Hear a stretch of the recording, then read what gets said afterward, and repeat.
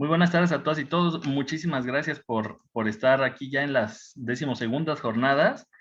Este, y bueno, vamos a dedicar estas jornadas a un tema bien importante que es pues la construcción o cómo implica, cómo participa la subjetividad de nosotras y nosotros como psicólogos clínicos.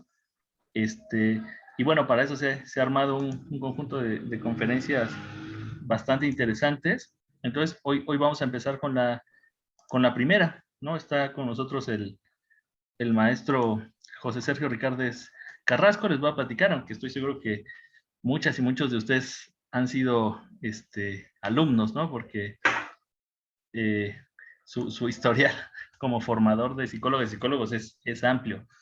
Bueno, él es egresado de la Universidad Regional del Sureste como psicólogo educativo y posteriormente como psicólogo clínico. Es especialista en el área laboral por la Asociación Oaxaqueña de Psicología, especialista en orientación psicopedagógica y en hipnosis ericksoniana.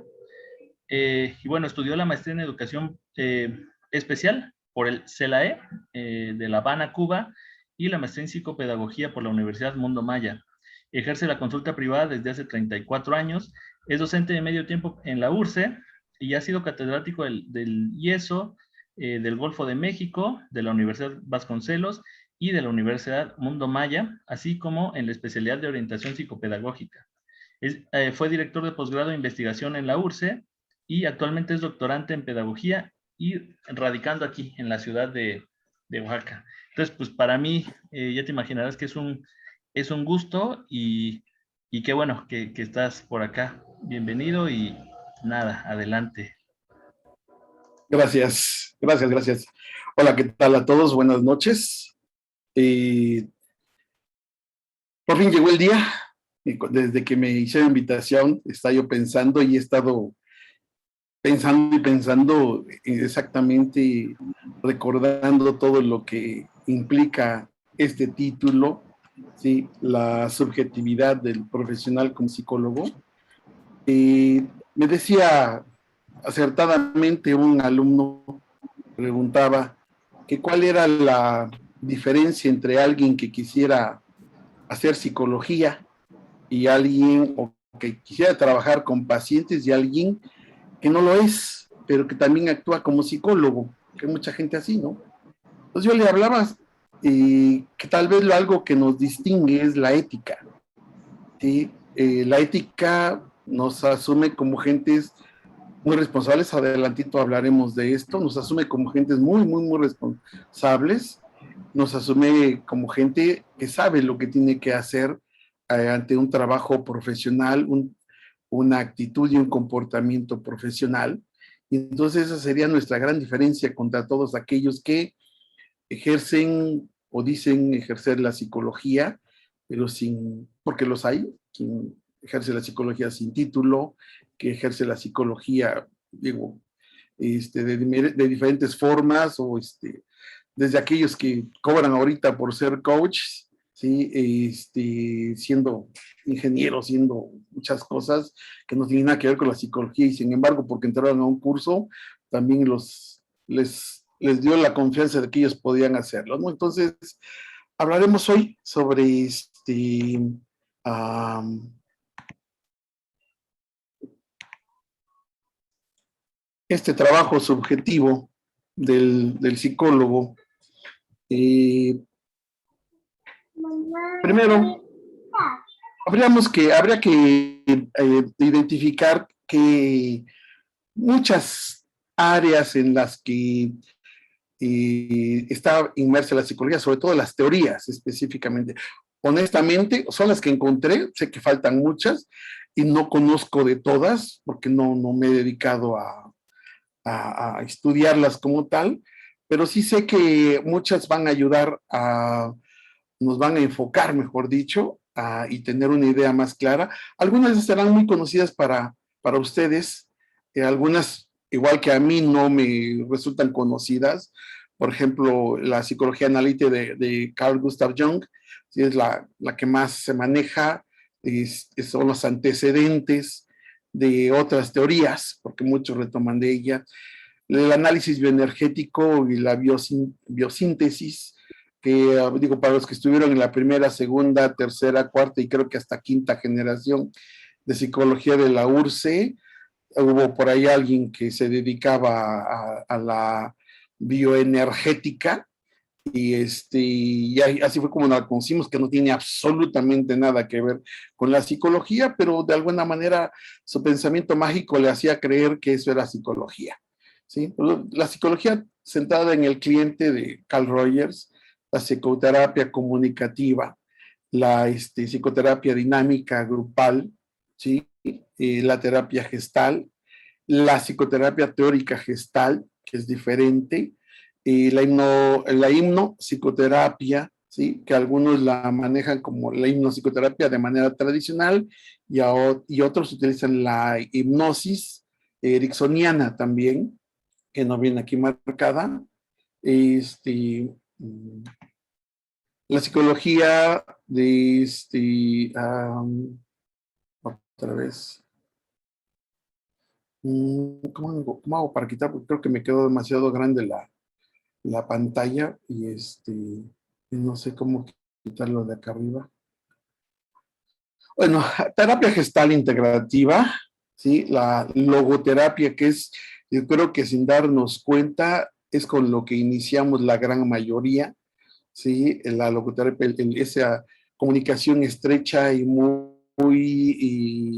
cerrada entre el paciente y nosotros hasta que vamos definiendo nuestro propio trabajo, nuestra propia teoría con la cual queremos trabajar más íntegramente con los pacientes, el enfoque multimodal, la programación neurolingüística, que es viejísima, me parece que está propuesta desde los años 60, ¿sí? La psicoterapia centrada en la persona, el psicoanálisis, el psicodrama, la psicoterapia positiva de Pesskian, y que algunos piensan que es nueva, pero no, es desde 1968 existe la psicoterapia positiva, la psicoterapia imaginativa, la psicodinámica, ¿sí? La terapia de realidad, la terapia familiar sistémica, análisis transaccional, ¿sí? Y también es muy, muy viejo el análisis transaccional que habla del PAN, padre, adulto, niño, los modelos que abordan en psicoterapia, los grupos de psicoanálisis, psicoterapia de grupo, que es algo que se ha olvidado desde hace muchísimo. Yo no veo, cuando yo empecé a estudiar, estaba muy fuerte el trabajo con psicoterapia de grupo, y me acuerdo que mis terapeutas era esencial asistir a alguno de sus grupos para ir aprendiendo también qué hacer y cómo trabajar con ellos. Y hasta la fecha yo ya no veo que la gente se dedique a trabajar terapia de grupos, que es increíblemente importante y necesario. Y el análisis existencial, ¿sí? Eh, Todo esto tiene que ver con todas estas teorías, al final de cuentas, para poder ejercer cualquiera de ellas, tiene que ver con un código deontológico o lo que sería la raíz de la ética, ¿sí?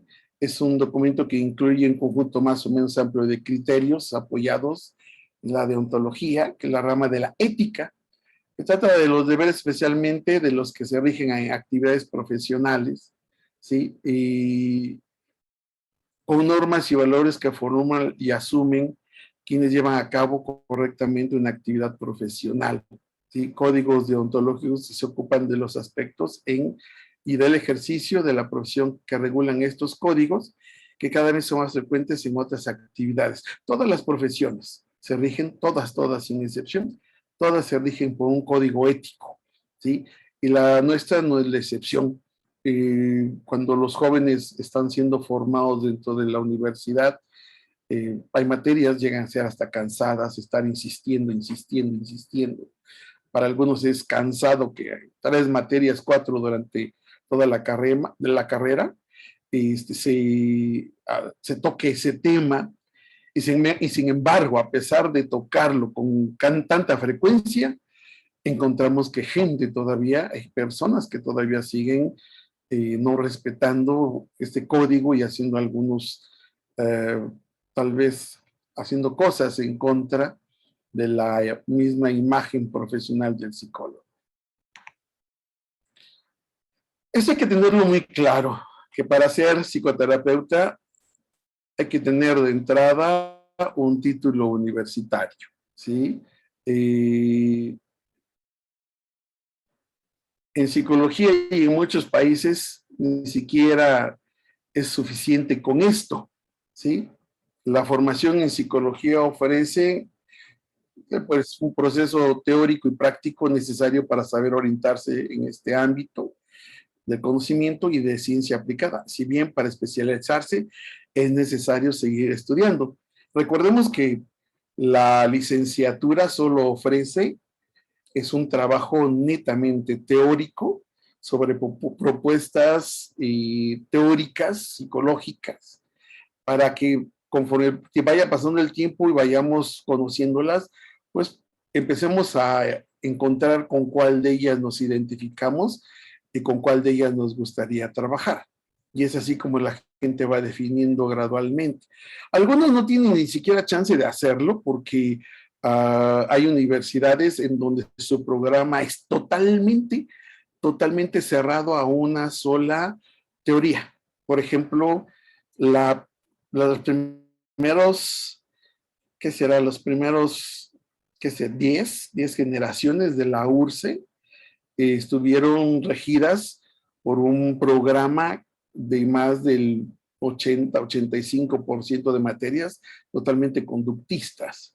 ¿Sí? Es en la primera revisión, en los primeros 5 años, donde se cambia este concepto y se disminuye casi al 60% de materias conductuales, y en la medida en que ha avanzado los años se han estado eliminando al grado que en este instante solo tenemos, me parece, como 4, 5, no más de 6 materias conductuales en el programa, que consideramos que son esenciales o que sí son importantes, ¿sí? Para tener una referencia de lo que es verdaderamente el trabajo conductual, ¿sí? Porque también hay universidades donde el programa es conductista, pero lo más curioso es que ni siquiera tienen laboratorio animal o no tienen ni siquiera las cajas de Skinner que la URSS tiene. No quiero estar haciendo propaganda a la URSS, solo es un comentario, sí, porque para mí fue sensacional, increíble que la UNAM viniera a darnos clases sobre el manejo de las cajas de Skinner, y estaban sorprendidos porque esas cajas que costaron más de 230,000 pesos cada una, esas las tienen en el doctorado en ENEP Iztacala, ¿sí? Y solo tenían 4.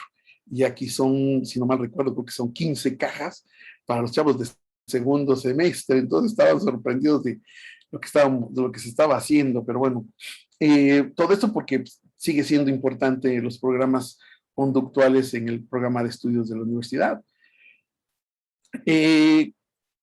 ¿Cómo elegir un buen centro universitario?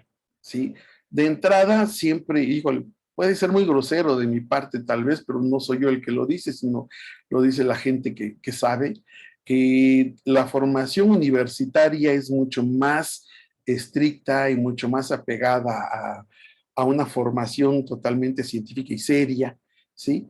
Porque cuando no se les da ni siquiera el reconocimiento a las instituciones como son institutos o como son centros educativos, centros universitarios, es porque no alcanzan ese nivel en sus programas de estudio. Entonces, es lo que yo conozco, tengo entendido por la gente con la que me relaciono, ¿sí? Entonces, es muy importante que cuando se quiere elegir un centro universitario, que se corroboren de entrada la validez de los estudios, ¿sí? La calidad de sus profesores, sobre todo si es posgrado, sobre todo si está regido por investigación, porque también hay institutos que eso les digo, esa es la gran diferencia, hay institutos donde por trabajos de ensayos van terminando, por ejemplo, la maestría y no hay una titulación como tal, ¿sí? O por otro tipo de trabajos que se hacen, de repente alguien puede alcanzar el grado. Por eso les decía, es más, se los digo a los muchachos, en ese instante las universidades más serias y más formales si quieren hacer ustedes un posgrado en ellas, lo primero que hacen es preguntar cómo te titulaste, ¿sí? Y la titulación, si fue a través de tesis, adelante, está abierta tu entrada y tu ingreso, ya tienes un porcentaje elevado para ingresar a hacer el posgrado. Pero si tu titulación fue, por ejemplo, por examen Ceneval, entonces lo limitan, porque ellos necesitan en un grado de maestría gente que ya sepa investigar, gente que ya haya hecho alguna mínima, por más sencilla que sea, una investigación, ¿sí? Entonces, por eso hay que asegurarnos de que si se quiere hacer un posgrado, tenga las condiciones necesarias y suficientes, tenga la práctica, tenga los materiales, el laboratorio, el entrenamiento y los lugares de trabajo y de simulación, ¿sí? Adecuados. Sobre todo, si va a haber práctica y también conocer los costos, porque, por ejemplo, hay maestrías como la de terapia familiar, que el costo universitario por estudiarla es uno, pero aparte hay que pagarle al asesor que va a dirigir al sujeto, que va a ser responsable del sujeto, y aparte que estar en terapia 2 veces a la semana y el costo no es muy económico, y entonces hay una gigantesca diferencia entre lo que en un inicio era el costo de estudiar la maestría comparado con lo que sale realmente por todos los gastos, aparte de la colegiatura, ¿no? Entonces, todo eso hay que terminar conociendo para elegir el posgrado que uno quiere. La elección de la área de especialización de la psicología es un ámbito muy amplio, ¿sí? Y digo esto porque debe estar tarde o temprano, ¿sí? Vamos a centrarnos en los contenidos. ¿Qué es lo que queremos nosotros? ¿A qué nos queremos dedicar? ¿Con qué gente queremos trabajar? Y en la licenciatura yo les pregunto a los muchachos qué les llama la atención: niños, adolescentes, adultos, y en este instante, que dentro de 10 años se van a poner de moda, nos vamos a poner de moda toda la gente mayor de 60 años, ¿sí? Para trabajar en el área de psicología, la psicogerontología o la gerontopsicología, como quieran, y van a estar de moda ahorita bueno, ya empiezan a estar, pero cada vez va a haber más casas de día, y el trabajo del psicólogo con todos ellos va a ser sumamente importante, ¿sí? En el caso de la psicoterapia, ahí empezamos ya con pequeños problemas, porque no hay instituciones como tal que nos den un título abiertamente como psicoterapeutas, ¿sí? Son muy pocas las que o llegan a otorgar o reconocer como tal, ¿sí? Y normalmente es a través del esfuerzo y la formación que tenemos, ¿sí? Cuando el sujeto, a través de la experiencia, sobre todo apoyado normalmente con su terapeuta, y emprende desarrollarse laboralmente como psicólogo, y en la medida en que van pasando los años y va adquiriendo experiencia, posiblemente es cuando ya alguien pueda dar la autorización de denominarse psicoterapeuta. Mi psicoterapeuta, después de 12 años, me dio la autorización de poder ya decir que yo tenía la suficiente experiencia. Después de 12 años de trabajo en el área clínica, me dio la autorización para poder decir que yo podía ser ya psicoterapeuta, ¿sí? No me lo gané en función a todos los estudios que tengo, no me lo he ganado, ¿sí? Sino es en función a la experiencia y dado por mi propio psicoterapeuta, ¿no? Ok.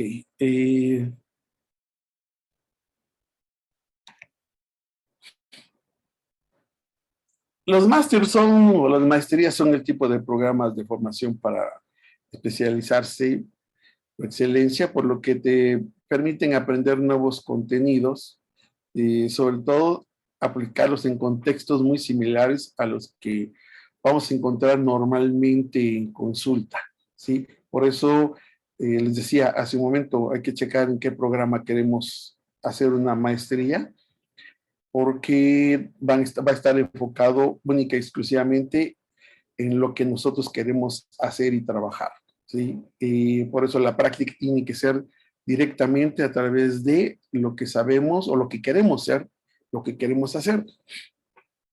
Todavía estoy hablando en este instante de la formación teórica de la licenciatura y desde un posgrado, ¿sí? Todavía más adelantito ya no tardo en empezar a hablar del por qué empezamos a por qué la gente de repente no puede creer en el psicólogo y por qué nosotros le debemos dar tantas razones a la gente para saber que tenemos los elementos necesarios y suficientes para confiar en nosotros, ¿sí? Eh, por eso es importante aprovechar esta experiencia que se tiene, sobre todo, lo dicen con gran frecuencia la gente que forma profesionistas en posgrado. Es necesario que la gente primero tenga experiencia después de la licenciatura para que pueda entrar a un posgrado. Sí, porque si no trae experiencia va a ser muy difícil que los objetivos se logren totalmente porque no tiene la experiencia suficiente para manejar el programa de maestría, ¿no? Teóricamente se puede pasar, cualquiera puede pasar un programa de maestría, ¿sí? La diferencia radica en que con la experiencia podamos echar a andar el proyecto que queremos, ¿sí? Dentro de esa formación como maestría y pueda hacer que nosotros tengamos realmente éxito en ese posgrado. Cuando alguien egresa del posgrado, termina la licenciatura y se mete al posgrado y termina la maestría, y es más, hay gente que ya de 28 años ya tiene el doctorado, ¿sí? Encontramos que le hace falta mucho camino por recorrer por la falta de experiencia. Se puede tener teóricamente la información, pero si no se tiene la práctica, esto no sirve de nada, ¿sí? El papelito no sirve de mucho, es como enseñarle al niño a leer a los 3 años, ¿sí? Se le puede enseñar a un niño a leer a los 3 años, pero sabemos que no le sirve de nada porque no está entendiendo absolutamente nada de lo que lee, ¿sí? No tiene la capacidad. Entonces, lo mismo pasa, ¿no? Entonces, siempre se ha sugerido que la gente que ingrese a los posgrados, lo haga ya con un poquito de experiencia como mínimo, ¿sí? Igual, por eso piden en los centros laborales, como mínimo piden experiencia laboral. Y la gente se enoja que por qué le piden experiencia laboral si acaba de egresar. Pues por eso, porque no quieren que empiece a echar a perder con la gente que tienes ahí adentro, sino quieren que ya traigas experiencia de otro lado. Ahora, ¿qué hacer en ese caso? Pues muy simple. Y yo se los he dicho también en la formación como estudiantes, la formación de estudiantes universitarios, que las prácticas que ejerzan por las tardes o por la mañana, donde quiera que sea, digo, sin cobrar un peso, no sé, en el Departamento de Orientación Educativa del Carlos García, por ejemplo, ¿sí? Van ustedes y durante un semestre trabajan ahí sin cobrar un peso, pero están ayudando a la psicóloga a entrevistar, a aplicar pruebas suficiente porque les va a dar experiencia y esa psicóloga está obligada a darles una constancia de haber estado determinadas horas trabajando en el departamento pedagógico o psicopedagógico o de orientación educativa, por ejemplo, del Carlos García, ¿sí? Y eso ya es una opción de trabajo, eso ya cuenta como horas de trabajo, ¿sí? Y hay alumnos que sí lo han hecho, ¿no? Que desde tercer año se meten a conseguir y cuando ingresan de la carrera, pues ya tienen mínimo 2, un poquito más de años de experiencia, ¿sí? Eh,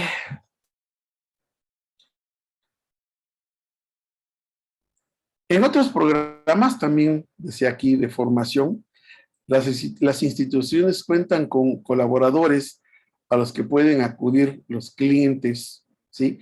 Y aunque no son mala opción, carecen de los mismos estándares de control. Eh, en lo que es fundamental poder aplicar lo aprendido para que no lleguen, ¿sí? Y no sepan qué hacer, que eso es lo que estamos buscando. Ahí es donde queremos romper exactamente esta parte de la subjetividad del quehacer del psicólogo. Podemos encontrar cuando alguien tiene empieza a practicar y lo hace en serio, un alumno que se toma en serio su clase de entrevista, y lo que hace es empezar a practicarlo.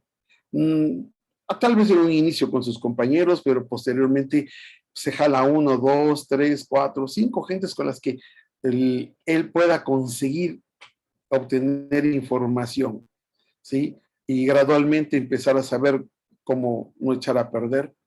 Yo me acuerdo que en mi clase de psicopatología, la doctora que me daba psicopatología, lo primero que hizo fue, me dijo, a ver, Sergio, tú entrevista a este señor. Y llegó un farmacodependiente, y pues yo en mi vida había visto honestamente a alguien, a un farmacodependiente y del hospital psiquiátrico que estaba así bien deschavetado.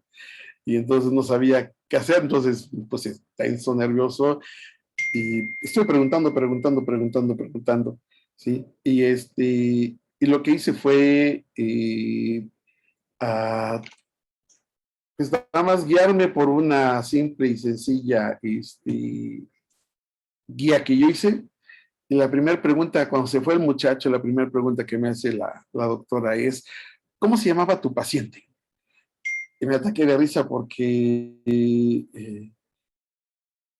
lo que hizo fue, por lo que hice fue revisar mis documentos, y lo que nunca pregunté fue el nombre del paciente, ¿no? Entonces, desde ahí, porque tiene que ver la falta de práctica, o sea, desde el momento que no tienes práctica, sí, obviamente estás con un porcentaje muy elevado de estar cometiendo errores tras errores, tras errores, tras errores.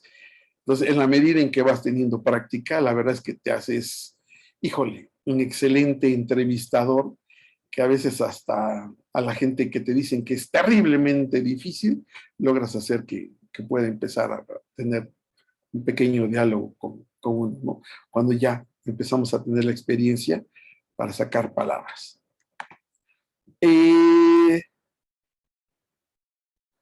Hay gente que le gusta formarse de manera autodidacta,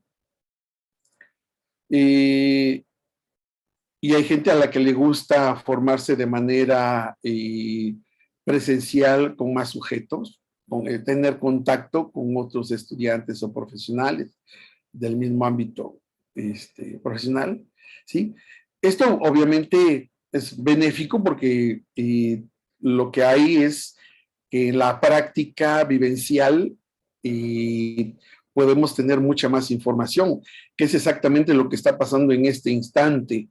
¿Cuál es la gran diferencia, la mayor diferencia que hay ahorita en el trabajar con pacientes de manera virtual y el trabajar con pacientes de manera presencial?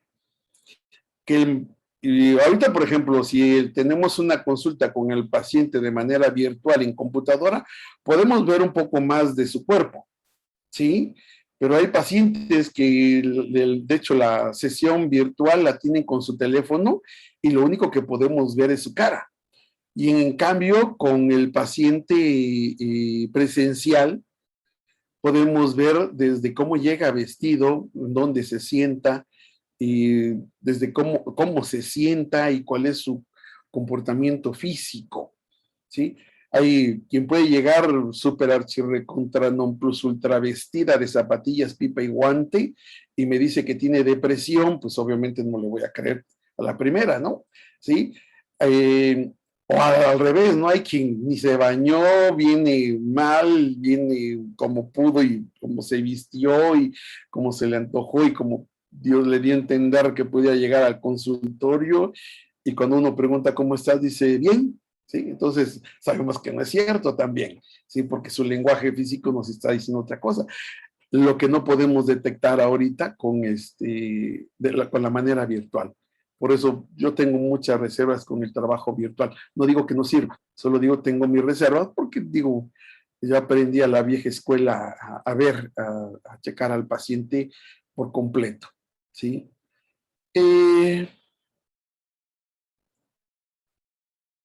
Surgen muchas preguntas cuando se trabaja de manera presencial, ¿sí? Y sobre todo recuerden, la gran ventaja de las preguntas es que de un grupo de 50, normalmente de ese grupo de 50, cuando alguien pregunta, habría otros 10 que casi tenían la misma pregunta, ¿no? Entonces, damos respuesta y si hay 10 preguntas, imagínense cuántos van a despejar las dudas que tenían y que tenían miedo de preguntar. Por eso para mí siempre, siempre ha sido muy importante que la gente pregunte, pregunte, pregunte. No existe una pregunta tonta. Todas las preguntas tienen una respuesta y a veces no exactamente la que la mayoría pensaba.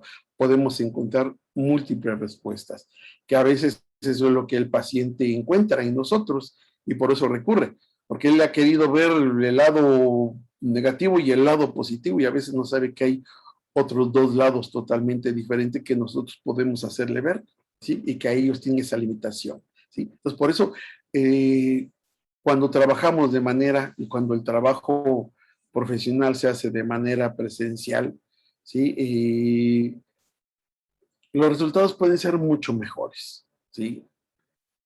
Bueno, en la profesión de psicoterapeuta no solo hay que saber cómo, sino también hay que saber qué es correcto hacer y qué no lo es. Y entonces exactamente empieza ahí la respuesta al título de esta plática, que es de este monólogo inicialmente, que espero después se convierta en plática, de la subjetividad profesional, ¿sí? Y hay cosas que algunos están a favor, algunos están en contra, depende de la formación, depende de sus lecturas, depende del entorno donde trabajen, ¿sí? Por ejemplo, yo me he encontrado, yo soy enemigo acérrimo del maltrato y la violencia, por ejemplo, contra los niños. No soporto, no me gusta, jamás he estado a favor.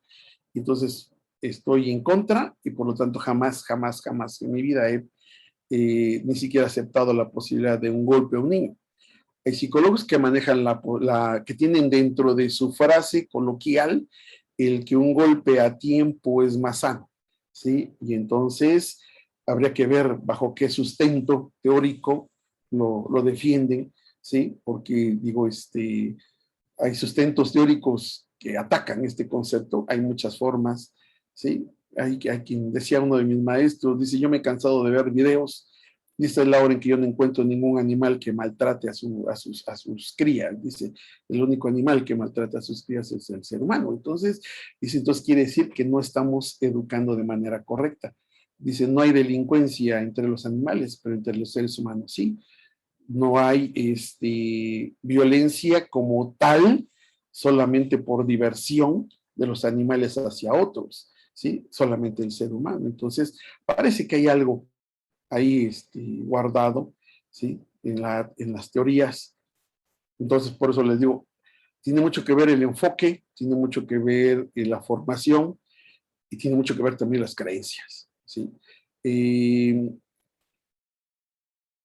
Hay que informarse de todos los detalles relacionados con el código, ¿sí? Ético, desde el trabajo, como yo les decía a algunos muchachos, desde el trabajo con animales, ya hay un código ético del trabajo con animales, ¿sí? Y si hay un código ético del trabajo con animales, ahora imagínense un código ético del trabajo con personas, ¿sí? Y de un código ético del trabajo con personas con capacidades comunes y con capacidades diferentes, ¿sí? Sí, porque esto tiene implicaciones éticas en el trabajo de todos los días, ¿sí? Que va a afectarnos si no se llevan a cabo, si no se respetan, nos va a afectar a nosotros como profesionistas, ¿sí? A los clientes, a los pacientes y a las personas en nuestro entorno. Digo, esto que voy a contar no lo digo de ahorita, lo digo, tengo 20, 30 años que lo digo. Eh, no existe, yo hasta la fecha no he encontrado una sola película, no he encontrado una sola novela, no me las he echado todas, pero digo, he visto algunas, son por referencia, donde el psiquiatra y el psicólogo tengan una buena imagen. Deben ser, si las hay, deben ser increíblemente contadas. Siempre, siempre, siempre se trata de desvirtuar el concepto del psicólogo y del psiquiatra, ¿sí? Porque son las gentes que pueden hacer, y esa es una de las labores, de entrar a hacer razonar, a hacer pensar, a hacer el que la gente se dé cuenta para empezar a tomar decisiones mucho más sanas, mucho más equilibradas, mucho más funcionales, ¿sí? Entonces, ese es nuestro trabajo. Algunos tienen desde la perspectiva que manejen como teoría y con la cual trabajen, pues deben tener otro concepto al respecto, ¿no? Sí, pero sí, nuestro trabajo, ¿sí? Debe ser 100% ético, ¿sí? Y si no tenemos o si no consideramos que sea la función o el trabajo que podemos hacer traiga buenos resultados con el paciente, pues canalizarlo, ¿no? Que es parte de la ética del psicólogo. Y aquí empezamos con tal vez esa parte del título de la plática, la subjetividad del profesional en psicología. ¿Sí? Cualquiera puede hacer psicología, cualquiera puede trabajar con un paciente, muy probablemente sí. ¿Sí? La diferencia está en exactamente ese trabajo de charlatán, o como dice mi amigo, cuate, Martín Pacheco, la psicología silvestre. Sí, siempre me causó mucho ruido y siempre me llamó la atención de que pudiera alguien referirse al trabajo silvestre de la gente. Pero con los años he aprendido que sí hay gente que trabaja, que no se prepara, que no lee, que no ha hecho mucho y de manera eh, terrible termina haciendo cosas que no son la labor del psicólogo. Hace muchísimos años, una exalumna mía me decía que su trabajo en la escuela preparatoria donde trabajaba era pasar en el recreo con su cajita, una cajita, para recoger todos los chicles de los niños y muchachos de la escuela, porque estaba prohibido comer chicle en la escuela. Y entonces ese era uno de sus trabajos. Se me hizo terrible y ahí fue donde entendí el concepto de psicología silvestre, ¿no? Un trabajo que no tiene nada que ver con la psicología, ¿sí? Era la orientadora educativa de los muchachos y eso es lo que hacía. Entonces, dijo, y puede haber gente haciendo otras actividades que no tengan que ver con psicología y que entonces den pie a que alguien dude del trabajo del psicólogo. El perfil profesional del psicólogo, por eso quiero romper ese concepto de subjetividad, ¿sí? Para que el psicólogo deje de ser subjetivo en su trabajo profesional, de entrada debe tener siempre una mentalidad investigativa, una mentalidad investigadora. ¿Por qué? Porque absolutamente todo, sobre todo el psicólogo clínico, aunque no lleve una encuesta, aunque no lleve datos específicos, gradualmente empieza a darse cuenta que hay un determinado número de personas con ciertas características, por ejemplo. Hay quien empieza a llevarlo en su estadística en función a los pacientes y las entrevistas y en sus trabajos de repente el darse cuenta el inicio en el que la gente, dependiendo de su estatus socioeconómico o cultural, inicia, por ejemplo, su vida sexual, ¿sí? Y por ejemplo, yo en mi experiencia he encontrado que el estatus socioeconómico sí tiene que ver con el inicio de la vida sexual. Es mayor en la gente con una limitada escolaridad o situación económica, es mayor el inicio a temprana edad de la vida sexual, ¿sí? Pero ese mayor también es relativo, no hay una gigantesca diferencia, ¿no? Sí la hay, pero no es enorme. Digo, por lo que durante ya son 34 años, casi 35 años de ejercer, ¿no es cierto? Ya son 35 años, sí, ya son 35 años de estar ejerciendo la psicología. Esa mentalidad investigadora nos lleva a que constantemente estemos leyendo cosas que nos interesan y que más adelante pueden servir para trabajar con algunos pacientes. Existe un gran interés en la forma de pensar y actuar de las personas. Nos interesa todo el tiempo porque la gente actúa de determinada forma. Esa es la hora en que todavía la carrera no nos ha dado toda esa información que nosotros queríamos desde que iniciamos a estudiar la carrera. Yo creo que no hay uno solo que tenga ya contestado esta pregunta de por qué piensa y por qué actúan de determinada forma las personas, ¿sí? Entonces, y eso nos lleva constantemente a buscar, estudiar lo que sea, donde sea, como sea, con quien sea, para tener información. Y esa información, obviamente, de preferencia debe ser eh, real, seria, ¿sí? Sobre todo si son de investigaciones indexadas, pues con mucha mayor razón, de fuentes indexadas, es mucho mejor, son más creíbles. El enfoque lógico y metódico para la resolución de problemas.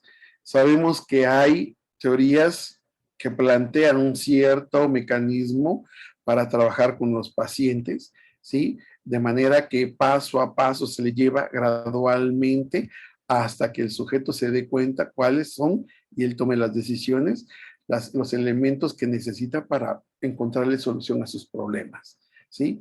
Porque hay un enfoque lógico y metódico en la teoría que se maneja. Otro perfil son las excelentes aptitudes para la comunicación y las relaciones. Sabemos muy bien que un psicólogo que le cuesta trabajo hablar, difícilmente, yo no estoy diciendo que no lo pueda hacer, pero difícilmente se va a poder desempeñar de manera funcional como profesionista, ¿sí? Porque la comunicación y las relaciones interpersonales son la parte medular, esencial, importantísima de nuestra profesión, ¿sí? Y así como lo es un enfoque de tranquilidad profesional en todo momento, ¿sí? O sea, difícilmente vamos a encontrar, y si lo encontramos, sabremos que no es alguien con quien podamos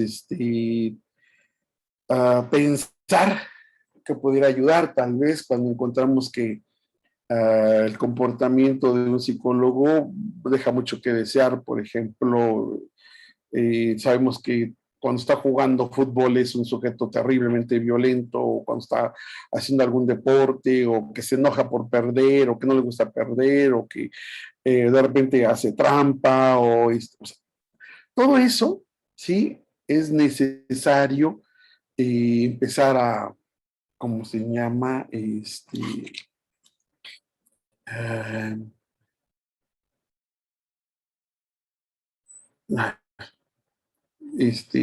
se me acaba de ir la palabra, es empezar a tamizar, es importante empezar a tamizar, empezar a desechar las cosas que no consideramos importantes y que son necesarias para desarrollarnos como profesionista, ¿sí? La gente busca a alguien tranquilo, la gente busca a alguien profesional, la gente busca a alguien ético, la gente busca a alguien que sepa hacer su trabajo, que sepa escuchar, ¿sí?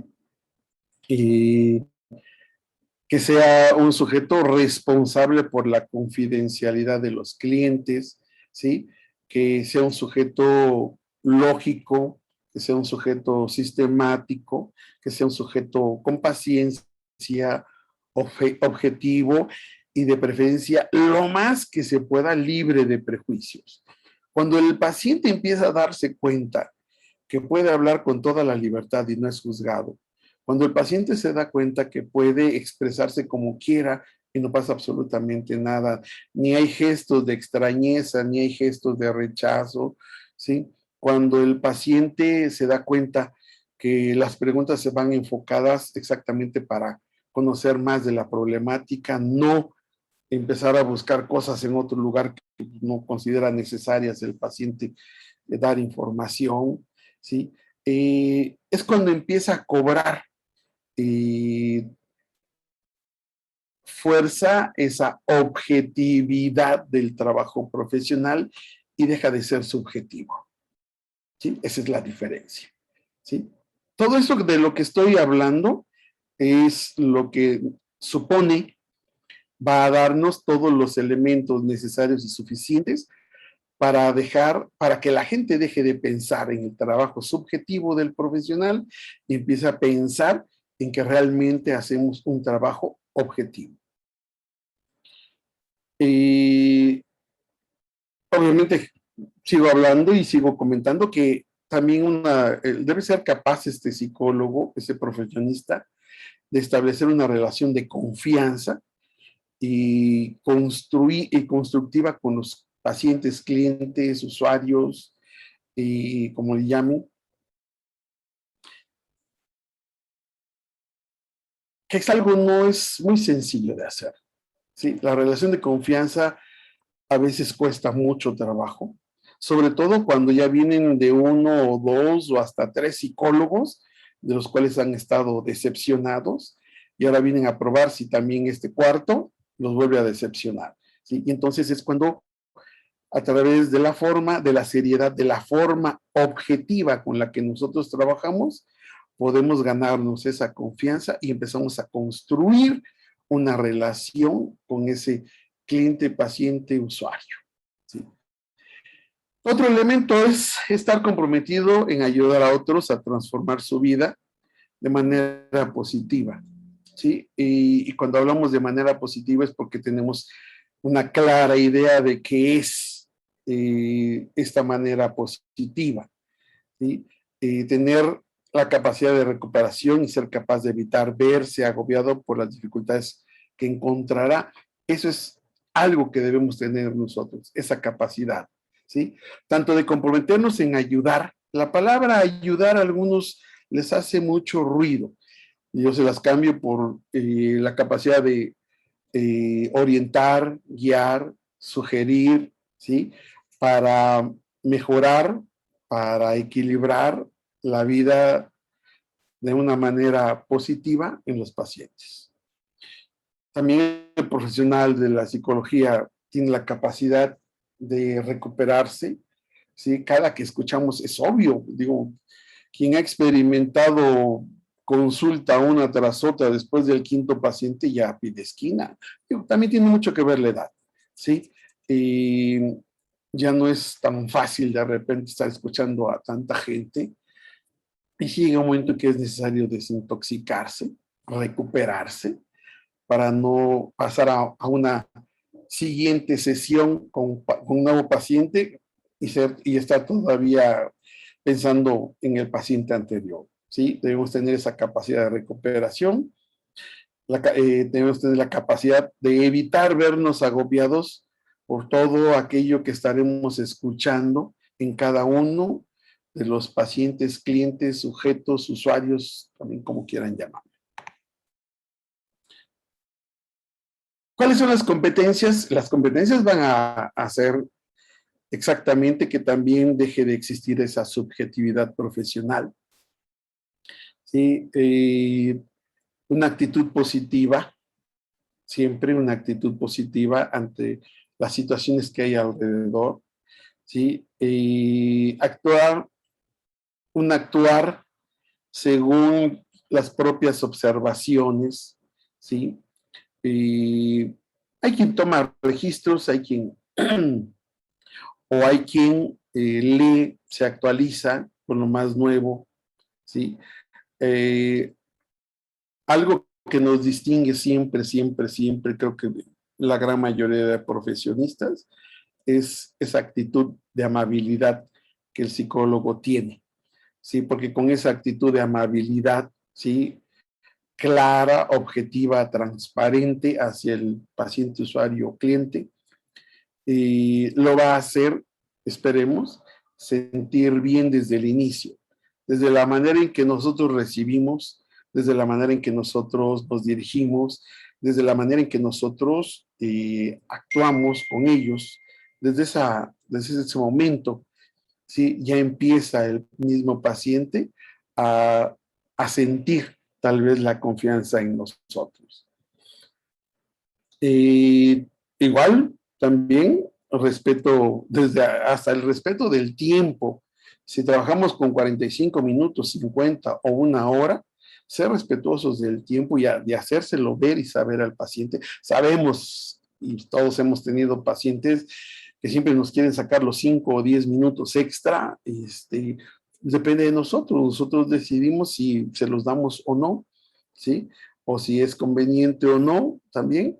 Sí, porque también hay pacientes que de repente traen tantísimo y están tan agobiados y tan ansiosos que digo, de repente yo hasta me cuelgo en la consulta indebidamente, pero lo hago porque sé que lo traen y lo necesitan, ¿sí?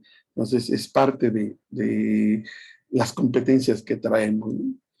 Eh, la aptitud para escuchar, ¿sí? Hay una frase que me ha hecho mucho ruido últimamente, que la gente oye para responder, la gente no escucha, ¿sí? La gente oye para responder.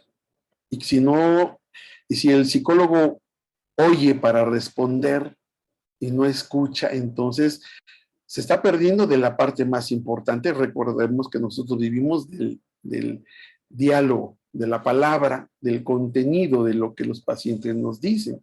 Desde analizar, sentir y observar la carga emocional con la que está refiriendo toda la historia que nos está contando, ¿sí? Y esto hace la gran diferencia entre escuchar y oír. Perdón.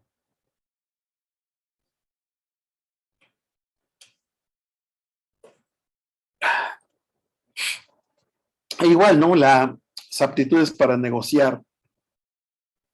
Y digo, de negociar hasta cosas como el costo de la consulta.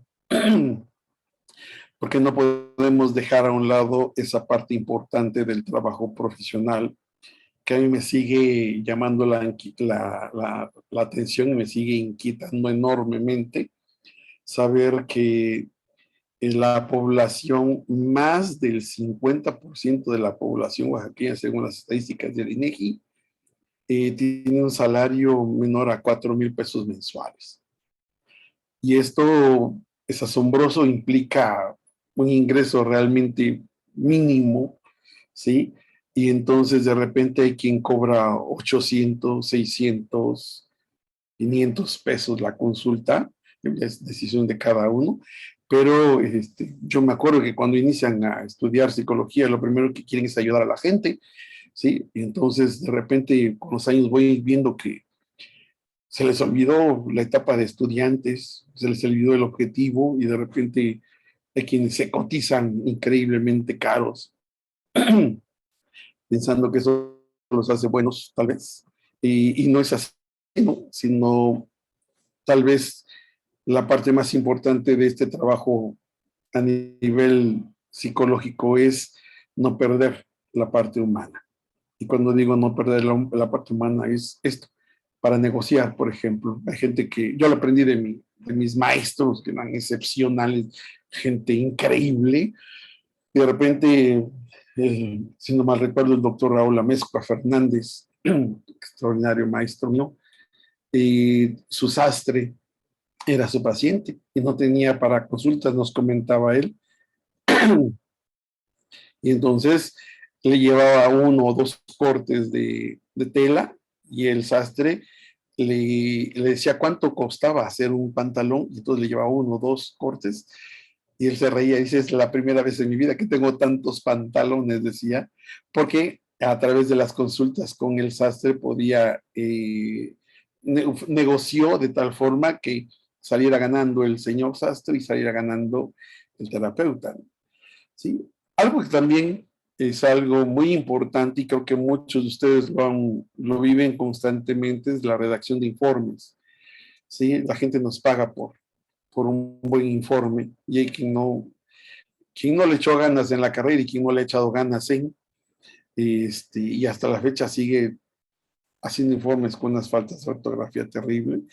Eso también está dentro del trabajo profesional, hacer hacer un trabajo realmente profesional. Y cuando hablamos de un trabajo profesional, pues obviamente hablamos de repente, no es lo mismo una falta de ortografía por dedazo que se va ahí, a que alguien constantemente, después de 10 veces la misma palabra, la ha escrito exactamente con la misma falta de ortografía, ¿no? Ayudar a los clientes a mejorar su sensación de bienestar, ¿sí? Es algo que nosotros tenemos por obligación, ¿sí? Llegue en las condiciones quien llegue y sea quien sea, nuestra obligación siempre es causarle una sensación de bienestar, dejarle una sensación de bienestar al paciente. O sea, que se vaya un poquito mejor de lo que llegó, ¿sí? Debemos ser personas organizadas, de tal forma que nuestro trabajo a nivel tal vez privado o público en la consulta, nos permita darle oportunidades al paciente en diferentes horarios para poder estar, ¿sí? Porque de repente se quejan pacientes que dices que yo quería ir con un psicólogo, pero nada más atiende, por ejemplo, puede nada más los sábados en la tarde y los domingos, y yo viajo, por ejemplo, a mi tierra en esos días, entonces no he podido, y jamás se me hizo tener consulta con él porque tiene tan limitado su tiempo y yo no puedo. Entonces, estar organizado es parte también de las competencias como psicólogos, como profesionistas. Capacidad para ganarse la confianza de los demás, capacidad para gestionar carga de trabajo, ¿sí? Recordemos, no, tal vez para muchos es muy importante hacer dinero, que no conozco un psicólogo rico que lo haya hecho haciendo psicólogo. Este, Conozco psicólogos que viven muy bien, pero es por una cantidad de trabajo que se permiten tener, pero porque están bien organizados, ¿sí? Claro, gente que trabaja desde las 7 de la mañana y termina a las 9, 10 de la noche, pero organizados pueden trabajar en diferentes lugares. Otra competencia es la capacidad para ganarse la confianza de los demás, la capacidad para gestionar cargas de trabajo, capacidad para tener en cuenta y entender cómo se sienten las demás personas, para trabajar en equipo, ¿sí? Que es otra habilidad, ¿sí? Una competencia, mejor dicho, del psicólogo, su capacidad para trabajar en equipo, ¿sí? No a muchos les favorece o se les facilita el trabajar en equipo, ¿sí? Pero digo, afortunadamente creo que la gran mayoría sí. ¿Sí? Es capaz de interpretar situaciones de manera objetiva, que de lo que ve puede obtener información para trabajar con ella. Tiene la capacidad de mantener la calma bajo presión, ¿sí? Y es capaz de plantear preguntas con claridad, con transparencia, dirigidas a obtener verdadera información. Es capaz de plantear preguntas de manera objetiva. Híjole, me va a comer el tiempo, espero que no. Competencias, igual también el psicólogo es capaz de tratar con personas agresivas, ¿sí? Tenemos esa capacidad, yo creo que la gran mayoría, ¿sí?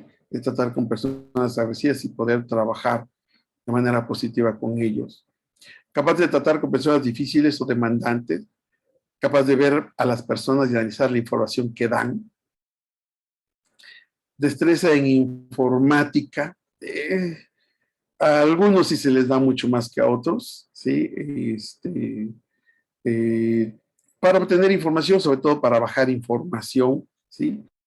La discreción ante todo, ¿sí? Recuerden que tal vez la parte más importante dentro de nuestra formación es la primera regla de todas, es que jamás, jamás, jamás nadie debe saber quién es nuestro paciente. Jamás. Debemos cuidar al 100% la integridad, el concepto, ¿sí? De quién es nuestro paciente. Nadie debe saberlo, ¿sí? Nadie puede saberlo, ¿sí? Si el paciente quiere divulgar quién es su terapeuta, pues ahí hay problema de él. Pero nosotros no podemos divulgar quiénes han sido nuestros pacientes, ¿sí? Por eso, esto es muy importante. Empático. Hay hasta toda una clase toda una clase en la entrevista, la materia de entrevista, dedicada a la palabra empatía. ¿Qué es la empatía?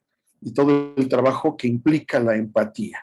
Sí, todo el mundo define cómo es la capacidad de ponerse en los zapatos del otro, sí, pero la verdad es que la empatía es algo mucho más complejo.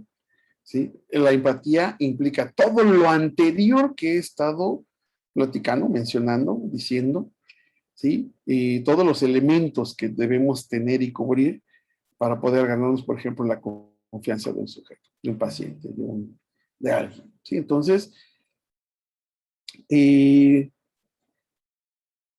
la empatía, a diferencia de, algunos no pueden distinguir la diferencia entre empático y simpático o apático. Y encontramos que de repente el psicólogo, la psicóloga, son famosísimos, algunos por la forma en que trabajan con sus pacientes, desde de la forma de saludar. Digo, a mí me educaron y formaron en la escuela vieja, en donde ni siquiera puedo extender o darle la mano a un paciente. Digo, yo le evito al máximo, yo no doy la mano, mucho menos me despido de beso. Si ya hay quien es abrazo, beso de entrada y abrazo y beso de bienvenida, y obviamente eso también si lo manejamos desde lo que es la entrevista, sabe que tiene repercusiones más adelante, entonces cuidado, ¿sí? El enfoque flexible. ¿Qué es un enfoque flexible? Hay quien está casado, por ejemplo, con la teoría cognitivo-conductual. Hay quien está casado con la teoría psicoanalítica. Hay quien se casó con la teoría Gestalt, la teoría o la teoría humanista de Carl Rogers. ¿Sí? Y solo trabajan con ella, ¿no? Y digo, yo aprendí que no todos los pacientes, mejor dicho, ningún paciente es igual. Y entonces que con cada paciente podemos trabajar de manera diferente. Primero habría que conocer la problemática, conocer las condiciones, hacer un análisis de todo lo que hay alrededor de la problemática del paciente para saber posiblemente con qué enfoque trabajemos. Si yo detecto, porque así lo hago, si yo detecto que el paciente solo es la primera vez que va a venir, no va a volver y no va a regresar, yo no quiero que que no se lleve nada, y entonces normalmente lo que hago es trabajar desde una perspectiva totalmente conductista, que es lo que ellos buscan, una solución inmediata, rápida, para que estén, eh, para que vean resultados, ¿sí? Porque a veces su economía no les permite tener ni siquiera una segunda oportunidad. Entonces, por eso debemos manejar diferentes enfoques, debemos manejar diferentes técnicas, ¿sí? Y esos enfoques, ser flexibles, ¿sí? Porque nos van a ayudar mucho, mucho, mucho, mucho a...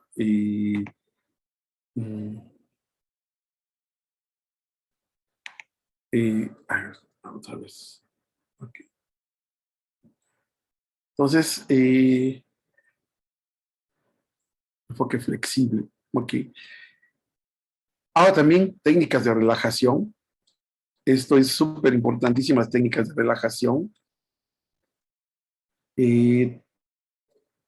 Debemos, sobre todo en adolescentes, que es con quienes más llegan con niveles de ansiedad muy elevados, enseñarles técnicas de relajación, practicarlas nosotros también. Llega un momento en que después de 4 o 5 pacientes a lo mejor necesitamos esos 10, 15 minutos de descanso y hacer uso de las técnicas de relajación, ¿sí? Para poder seguir aguantando el trabajo. Otra competencia es que nosotros nos dedicamos a tratar problemas de aprendizaje conductuales y emocionales, ¿sí? Entonces, todo ello Porque digo, hay quien nada más única y exclusivamente se dedica a el trabajo de aprendizaje, ¿sí?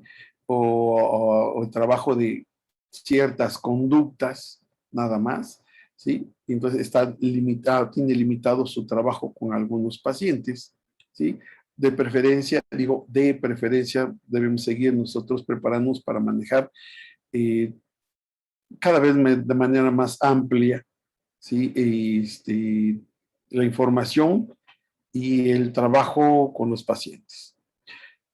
Algo que sí es, y lo hacemos con gran frecuencia, es estar evaluando el progreso de los pacientes, los clientes, los sujetos, los usuarios, ¿sí? ¿Cómo va? Si digo, yo estoy observando que hay pacientes que es la cuarta, la quinta sesión que me viene a hablar exactamente de lo mismo, entonces pareciera ser que no he hecho mis intervenciones correctas como para crear la crítica del mismo paciente, que se escuche de lo que está hablando y lo que está diciendo, lo que le está repitiendo, o entonces tal vez no me he dado cuenta del nivel de ansiedad que la problemática le ha provocado durante X número de años, al grado de que no pueda hablar de otra cosa que no sea ese mismo tema hasta que él lo resuelva, ¿no? Entonces, igual, ¿sí? Evaluar las necesidades emocionales de los clientes, cómo se encuentra emocionalmente, lo vemos mejor, lo vemos igual, lo vemos peor, ¿sí? Y yo he encontrado pacientes que en lugar de mejorar, no han mejorado y entonces ya la sugerencia va enfocada a tal vez la ayuda con un psiquiatra. Yo tengo trabajo con una psiquiatra, entonces de mi confianza porque me encanta la forma en que trabaja, no abusa del medicamento, sino comienza de manera gradual y de tal forma que le da una confianza enorme a los pacientes y la verdad es que quedan muy contentos con ella porque es una persona que realmente está comprometida no con el abuso, sino con el uso correcto de los medicamentos y entonces constantemente va preguntándoles cómo se siente, cómo amanecieron, cómo están, cómo a través de esto va evaluando hasta decir, hasta aquí nos quedamos. Vamos a ver qué funciona, cuánto tiempo es o cómo funciona con esta cantidad. Entonces me gusta, por eso trabajo yo con ella y es mi psiquiatra de cabecera, digámoslo así. ¿Sí? ¿Quiénes ejercen la psicoterapia? ¿Sí? Las personas que tienen interés en la manera de pensar y actuar de los demás. ¿Sí? Todo aquel que está interesado en cómo piensa y cómo actúan las personas eh, o cómo se lidian con los conflictos, ¿sí? Es un sujeto que está interesado en ejercer la psicoterapia. Ahí viene una falta, psicoterapia, dice, es psicoterapia debe decir.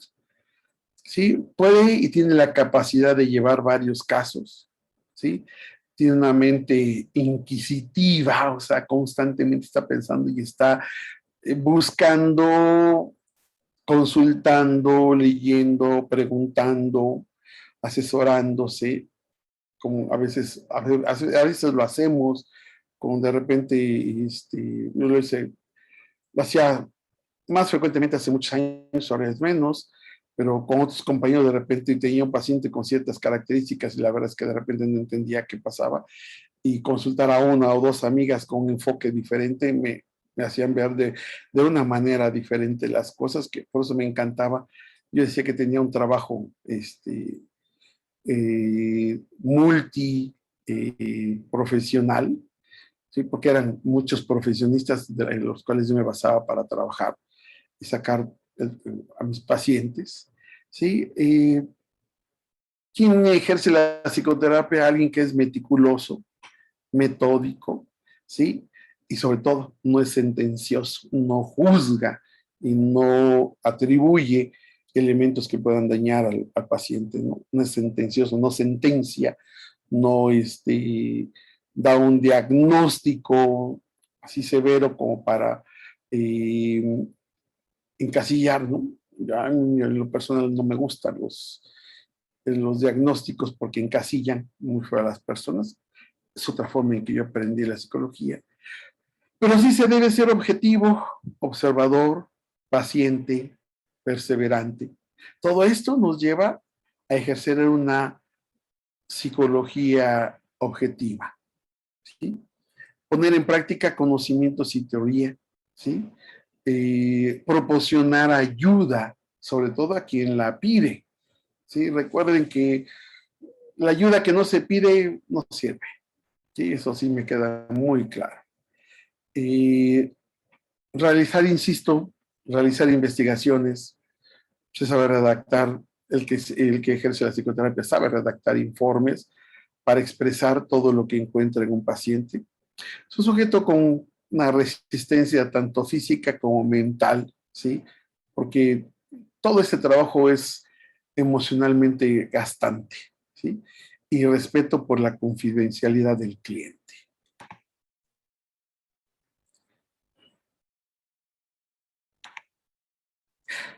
Ahora, ¿qué pasaría si existiera una mala praxis?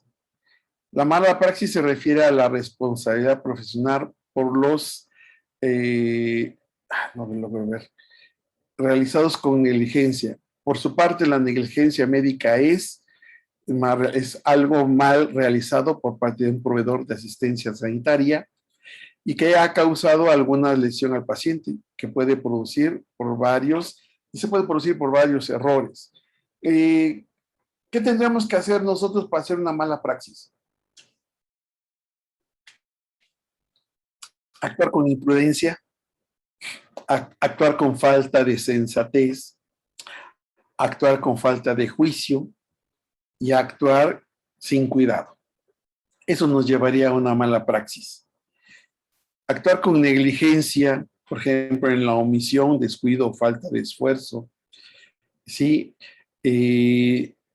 O la impericia, no tener suficiente entrenamiento, experiencia para realizar algunos procedimientos. Aquí habla de médicos, pero en sí, de manera general, del trabajo terapéutico, ¿sí? Sobre todo, por ejemplo, cuando de repente les mandan a alguien que les dijeron que es, pues parece que tiene como que características de querer ser suicida, ¿no? Y nunca se ha trabajado con un suicida y entonces se quiere trabajar con un suicida, pero no se tiene ni la experiencia ni el entrenamiento y por lo tanto pues, se pueden llegar a cometer errores terribles, ¿sí? No acatar las normas, no seguir la normatividad, la ética, el manejo de un paciente establecido, ¿sí? O por el consenso de profesionales, ¿no? Esto nos lleva a una mala praxis y obviamente todo esto hace que se vea de manera subjetivo el trabajo del psicólogo. Es una mala praxis, ¿sí? ¿Cuáles son las causas de la mala praxis?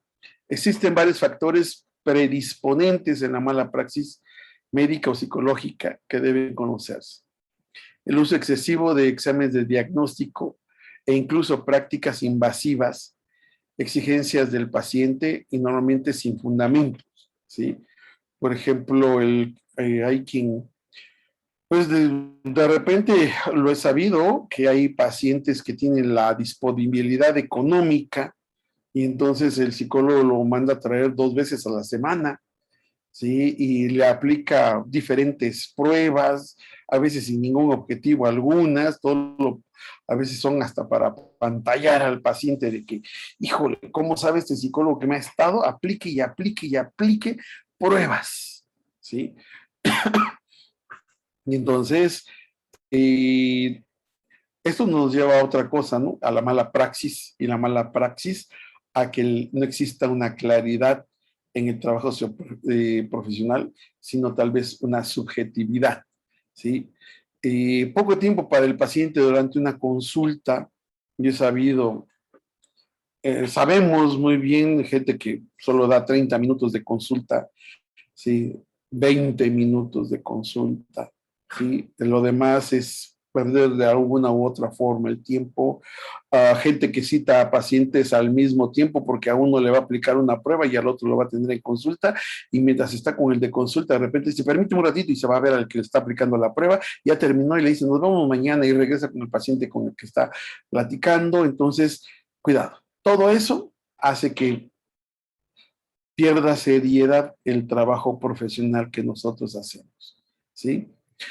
Hay quien está en su mejor época y decide aprovechar y de repente resulta que se le han juntado y le están saliendo muchos, pero muchos pacientes y entonces atiende 10, 12 pacientes diarios, ¿sí?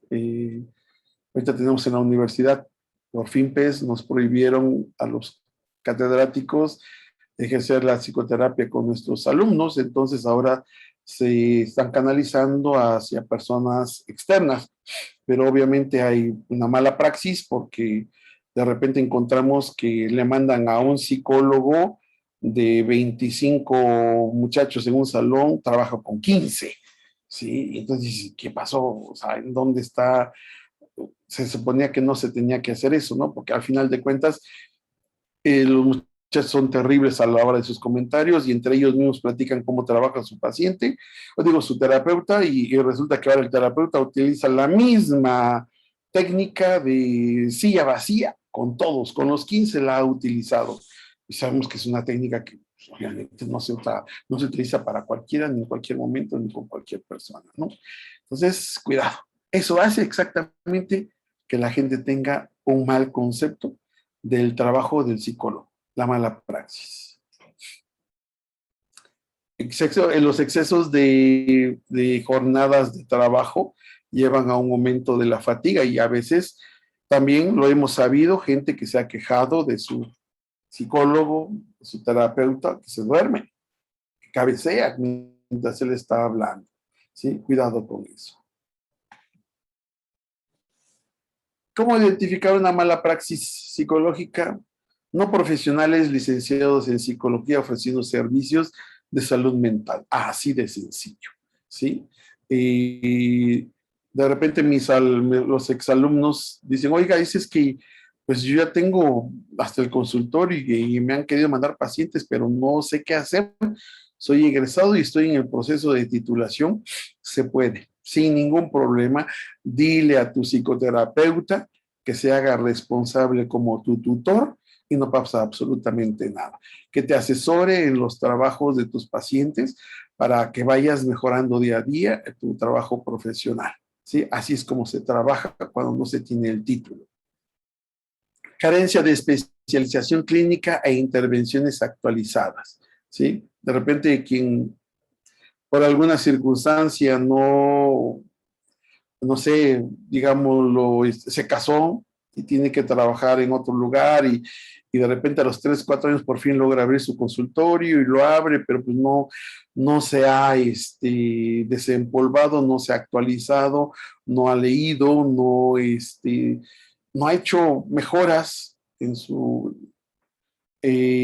preparación como psicólogo, sino así como se quedó, empezó a trabajar. Cuidado, ¿no? Porque también eso va a ser detectado por los mismos pacientes y eso le va a restar, mejor dicho, seriedad y objetividad al trabajo del psicólogo. Otra mala praxis serían los profesionales que buscan tener una cura para un paciente el cual se encuentra preparado.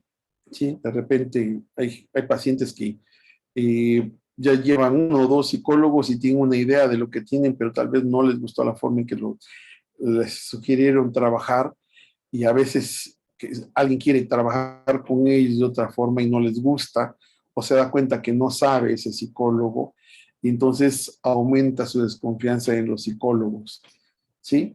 Por ejemplo, de esta manera se genera una movilización que puede estabilizar o profundizar el problema que el paciente viene presentando, debido a que esa persona no cuenta con las herramientas necesarias para poder hacerle frente, ¿sí? Otra identificación de la mala praxis es cuando se establece un vínculo no terapéutico en terrenos personales, ¿sí? Creo que no habrá que tocar ese tema porque digo, pareciera ser que nos queda muy claro que este trabajo tiene nuestro trabajo como psicólogos, si respetamos la ética, no podemos involucrarnos en lo más mínimo con los pacientes. Me acuerdo que nos platicaba, se me hacía difícil de creer, pero yo lo vi, En alguna ocasión cuando el doctor Alberto Díaz González, yo lo vi en una fiesta, llegó tranquilo, llegó temprano y me parece que al ratito ya no estaba. Y yo dije, ¿qué pasó? Ah, pues, es que encontró a uno que era su paciente y él no podía estar en la misma fiesta donde estaba su paciente y tuvo que salirse. Eso exactamente es la ética del psicólogo y la ética del psicoanalista, ¿sí? Ya digo, de los ortodoxos, ¿no? Sí, pero al final de cuentas eso me ayuda a mí a entender que sí existe la práctica profesional de la gente de la salud mental.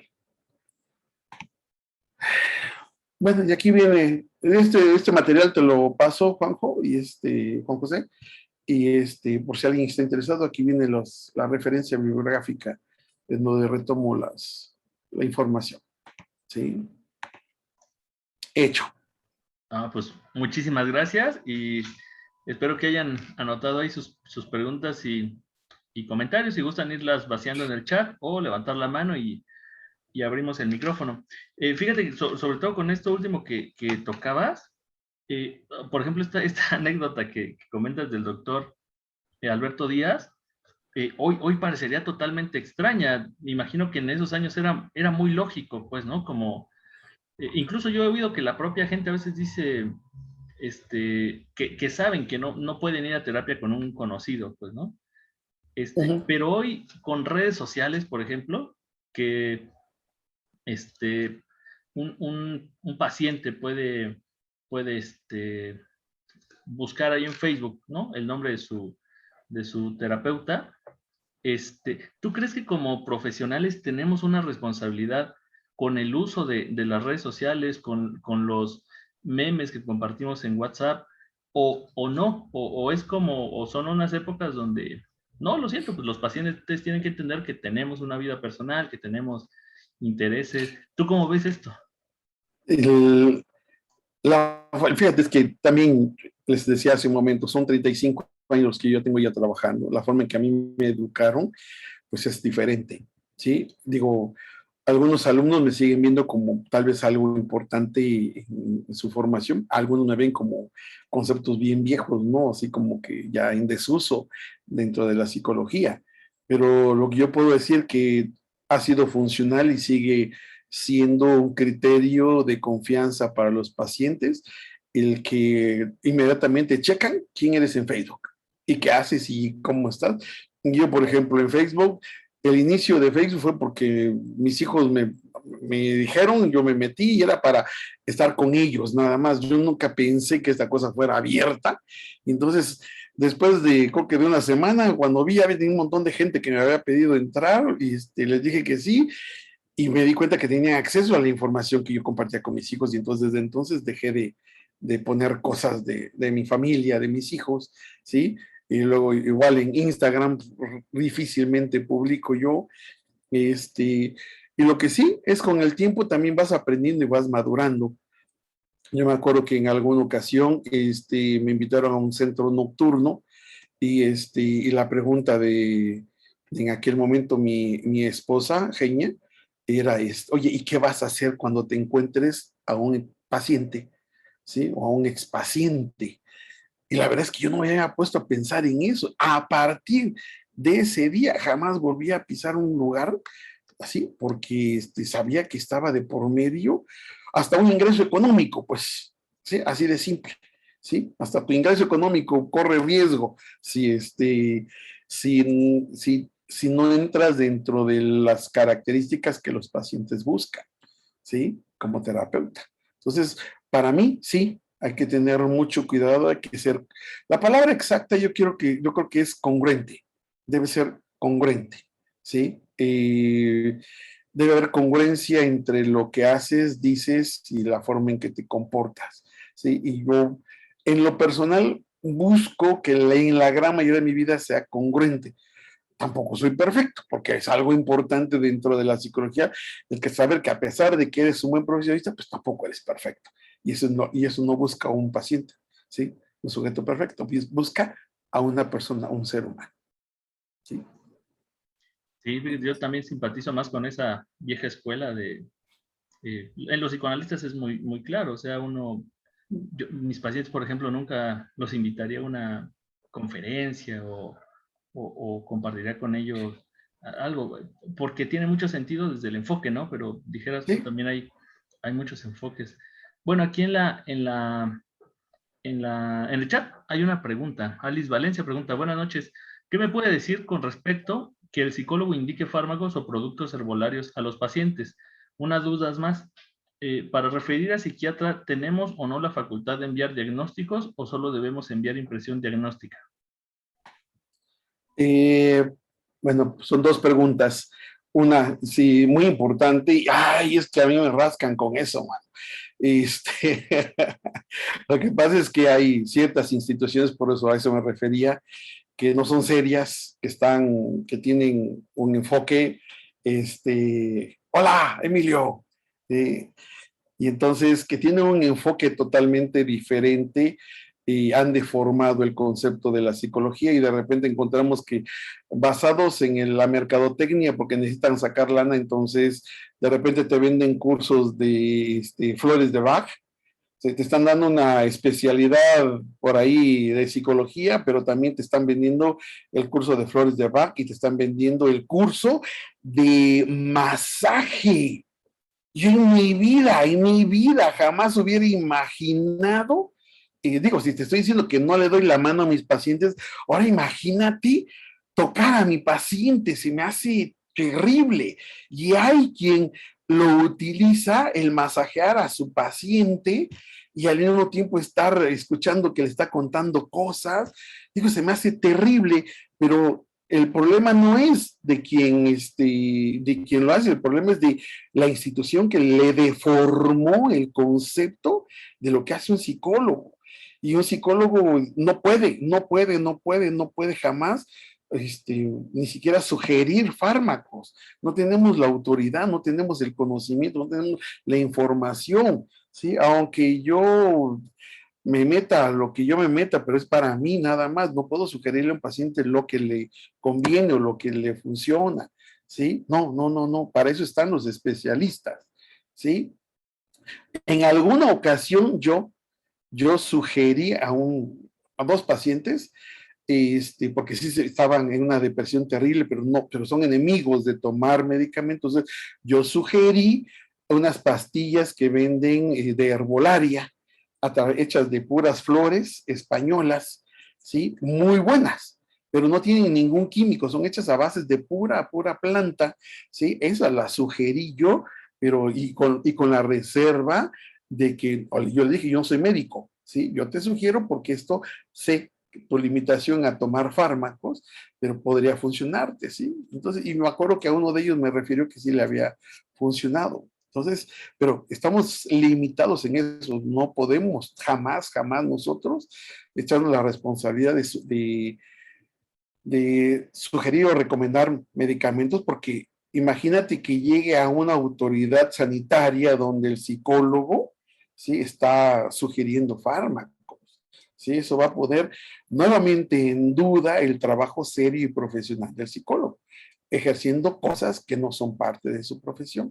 El que llevemos dentro de la carrera una materia que se llama farmacología es para conocer, ¿sí?, más o menos el qué o por qué y para qué se le dan ciertos fármacos a algunos pacientes, nada más, pero no es para que los sugiramos nosotros. Esa es una, ¿sí? La segunda es, no, cuando yo sugiero trabajar con la psiquiatra, es netamente sugerencia y yo le explico al paciente por qué, ¿sí? Yo le digo, mira, fíjate, en dado a lo que tú me has estado comentando esto y esto y esto y esto, yo veo así como que muy obvia la necesidad de que recurras a un psiquiatra. Y puede ser el que quieras. Yo tengo uno, ¿sí? Y te doy los datos de mi psiquiatra, pero tú puedes buscar aquí para que te vea. Yo no interfiero, yo no tengo ningún contacto directo con la psiquiatra para decirle, le voy a mandar a un paciente o algo así. Jamás. Eso ya es solo porque confío en ella, ¿sí? La conozco, entonces Me ha gustado cómo los pacientes después, ellos regresan y refieren que siguen con medicamento, pero que ellos están tomando, quieren seguir conmigo, por ejemplo, ¿sí? Pero los veo súper diferentes y aceptando el medicamento sabiendo que les funciona, no rechazando, ¿sí? Ok. Espero haber respondido esa pregunta, ¿sí? Y Entonces, luego dice, en estas ¿qué recomendaciones que opinas? haces, nada más digo, siguiendo con esa pregunta, Ajá, sí, sí. preguntaban si tú, o sea, ya, digamos, le haces esta recomendación al paciente dando una impresión diagnóstica o solo es la recomendación como de, te recomiendo ver a un profesional de esta área. No, nada más es la recomendación al paciente. Sí, no, yo no canalizo, no doy un informe, no doy absolutamente nada. No, porque no quiero, nunca me ha gustado presionar al paciente que haga algo, siempre es que él mismo tome la decisión en función a lo que estamos platicando. Yo lo estoy convenciendo de que en función a lo que él me está diciendo, cómo se siente, yo vería la posibilidad mejor de enviarlo al psiquiatra, que le dé medicamentos, que disminuya sobre todo el nivel de ansiedad en que se encuentra y que posteriormente, si él gusta, tomar la terapia con el terapeuta, con el psiquiatra o tomar terapia así conmigo, ¿no? Sí, pero ya es decisión de ellos, ¿sí? Pero no, jamás no hago ningún escrito, no me gusta a mí, las referencias se las doy a ellos directo, nada más el por qué es necesario, ¿sí? Ok. Muchas gracias. Bueno, en general hay muchas felicitaciones, muchas gracias, muy buena ponencia, muy importante tema también. Hay dos preguntas aquí que me parecen bien, dijera todo eso que no se ve en la universidad. No es posible que a veces en 4 años no tengamos noticias de esto. Sinaí pregunta, buenas noches, ¿qué puede comentar respecto a aceptar regalos o detalles de los pacientes? ¿Debemos limitarnos ante ello? Y quiero ligar de una vez la pregunta de Natalie que dice, ¿qué se debe hacer cuando un paciente se refiere a su psicóloga o psicólogo como amigo? Eh, esa referencia de como amigo es muy común, ¿sí? Porque se han sentido y tratado también, se sienten tan a gusto en el consultorio. Digo, yo cuando regreso con mi terapeuta, el lugar más delicioso que yo puedo experimentar, carajo, digo, me fascina y me encanta ese lugar, de verdad, porque ahí me vuelvo a sentir alguien así libre, tranquilo. Entonces, y por eso no puedo decirte que mi terapeuta es mi amigo, pero la verdad es que tengo un trato tan diferente con él, ¿sí? O sea, ya es una amistad de 35, 6, 37 años la que tengo con él, ¿sí? Entonces me ha visto crecer a mis hijos, ha visto todo, entonces conoce todo de mí, entonces, obviamente la relación entre nosotros, a pesar de que entro al consultorio, es diferente. No digo que es mi amigo, pero sí, por supuesto, puedo hablar de una amistad, ¿sí? Con él, de la amistad entrecomillada, ¿no? O sea, por la relación, ¿sí? Por eso entiendo lo que la gente puede expresar, pero eso no quiere decir que, yo, por ejemplo, a mi terapeuta jamás lo podría presentar como mi amigo, ¿sí? Sino siempre diré que es mi terapeuta, y ya, ¿sí? Ese es uno. Y con respecto a los regalos, híjole, en lo personal, sería, en un inicio, fíjate, de mi vida siendo joven, en algún momento si llegaron con uno o dos regalos y los acepté gustoso, ¿sí? Hasta que entendí, ¿sí? Que eso implicaba, algo que me enseñó mi madre, que es la ley del quesillo. Y cuando tú le llevas quesillo a alguien, automáticamente lo estás haciendo que se comprometa contigo, ¿sí? Y entonces, a cualquier lugar que lleves quesillo, la gente le encanta, sabes que le va a encantar y automáticamente no te pueden negar algo que vayas a pedir. Entonces, igual, alguien a quien te lleva un regalo, obviamente, sabes, sobre todo aquellos que les va a pasar. Y te digo, al inicio de mi carrera me pasó hasta que entré a trabajar al Seguro Social en selección de personal. Y entonces la gente llegaba y me decía, oiga, écheme la mano y le doy para su chesco. ¿Sí? Entonces me causaba mucha curiosidad, pero yo sabía que mi trabajo debía ser 100% profesional y entonces jamás volví a aceptar un regalo, nunca. Y eso me tiene más tranquilo. Decía mi terapeuta, eh, jamás hagas algo de lo cual más adelante tengas que agachar la cabeza a donde quiera que vayas. Entonces, es mejor que digan que qué rígido, que qué duro, que mamón, que payaso, que especial, ¿sí? Pero nunca que digan que qué corrupto o a ese tipo yo le di y por eso logré esto, ¿sí? Preferible. Entonces me decía él, imagínate que un día vayas a la calle, porque alguna vez un dueño de una gasolinera para pasar una materia me ofreció un mes de gasolina, ¿sí? Y entonces se lo conté a él y me dice, mira, imagínate que aceptas, pero dentro de cuando vayas en la calle con tus hijos agarrados de la mano y pases frente a esa gasolinera y él salga, vas a tener que agachar la cabeza, ¿ves? Y no te va a gustar. Entonces, muy bien, bien hecho el no tener que deberle favor absolutamente a nadie, sí. Por un regalito, digo, ¿de cuánto puede ser el regalito? Digo, si el regalito pasara de 150,000, 200,000 pesos, digo, a lo mejor digo, sí, pero ni así yo lo pensaba. Soy vivo muy feliz sin estar comprometido con nadie, ¿sí? ¿Qué más? ¿Otra pregunta ahí? Sí, sí, es bien interesante porque aparte aquí, bueno, a mí no me ha tocado que me pase mucho esto, ¿no? De recibir regalos, pero hay gente a la que sí le pasa bastante y aparte culturalmente, pues no sé, se tiene la idea de que la gente se ofende si uno no acepta un regalo, ¿no? Más allá de ser el psicólogo, Sí, sí. sí, sí es bien interesante. Aquí Alice Valencia vuelve a preguntar y dice al respecto de la mala praxis, ¿cómo actuar cuando como psicólogas o psicólogos estamos viendo que nuestros colegas están rompiendo el código deontológico, están haciendo alguna mala praxis y eso hace que nuestra profesión, como decías, pierda profesionalismo y seriedad? Pues invitarlos a capacitarse, invitarlos a especializarse, invitarlos a, tal vez de una manera muy cordial y muy, tal vez, no tan drástica ni brusca, pero sí, tal vez, o si hay la confianza de vida también, pues en una pequeña charla y plática salir, sacar esto a relucir, ¿no?